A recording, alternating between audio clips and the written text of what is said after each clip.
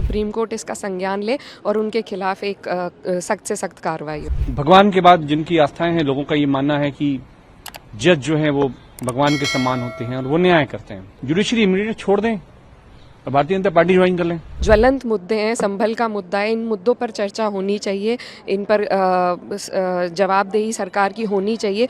देखिए, बहुत अफसोसजनक टिप्पणी है, ये कॉन्स्टिट्यूशनल पोस्ट है जज की और उनके मुंह से इस तरह की भेदभाव की भावना उत्पन्न होना बहुत ही गलत है और ये हमारे देश के लिए बहुत घातक है। तो मेरी यही मांग है कि सुप्रीम कोर्ट इसका संज्ञान ले और उनके खिलाफ एक सख्त से सख्त कार्रवाई हो। सुप्रीम कोर्ट ने संज्ञान ले लिया है इसको लेकर के? जी, हमें उम्मीद है कि जिस तरीके से संज्ञान लिया गया है तो वहाँ से न्याय भी मिलेगा और ऐसे जो लोग हैं जो इस तरह की भावना अपने मन में रखकर ऐसे पदों पर बैठे हैं जहाँ से हमारा देश चल रहा है, तो उनको खास तौर पर सेंसिटिवाइज करने की ज़रूरत है और मुझे उम्मीद है सुप्रीम कोर्ट सख्त कार्रवाई करेंगे। सदन नहीं चल रहा, किरण रिजिजू कह रहे हैं आप लोग तमाशा कर रहे हैं, हॉलीडे मना रहे हैं हंगामा करके। देखिए, हमारे जो मुद्दे हैं उन पर चर्चा हो तो तो सदन भी चलेगा, लेकिन अगर सरकार सिर्फ अपनी कार्रवाई करना चाहती है तो ऐसा तो नहीं होगा, क्योंकि विपक्ष भी एक वजह से यहाँ पर मौजूद है। हमारी जो मांगे हैं, हमारे जो मुद्दे हैं, ज्वलंत मुद्दे हैं, संभल का मुद्दा है, इन मुद्दों पर चर्चा होनी चाहिए, इन पर जवाबदेही सरकार की होनी चाहिए और वो क्योंकि तैयार नहीं है इसीलिए सदन नहीं रुक रहा है। वो लोग जवाब देंगे तो सदन चलेगा ज़रूर। एक तो बहुत ही कंट्रोवर्शियल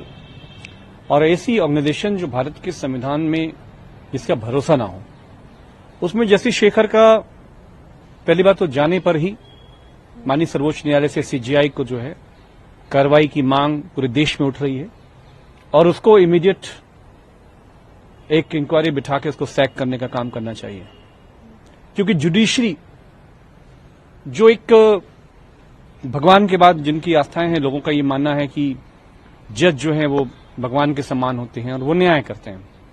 लेकिन अगर वो एक ऐसे फाशिस्ट ऑर्गेनाइजेशन में जाकर किसी एक विशेष वर्ग के खिलाफ उद्घोष शुरू करते हैं तो जस्टिस अशोक को चाहिए कि वो जुडिशरी इमीडिएट छोड़ दें और भारतीय जनता पार्टी ज्वाइन कर लें।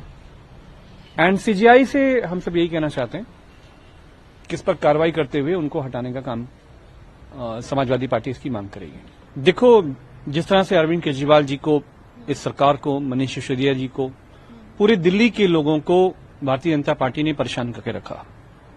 ये समय है दिल्ली का जो वोटर जब इंतजार कर रहा है कि जिस दिन उन्हें वोट का अधिकार मिलेगा, वोट देने का दिन होगा।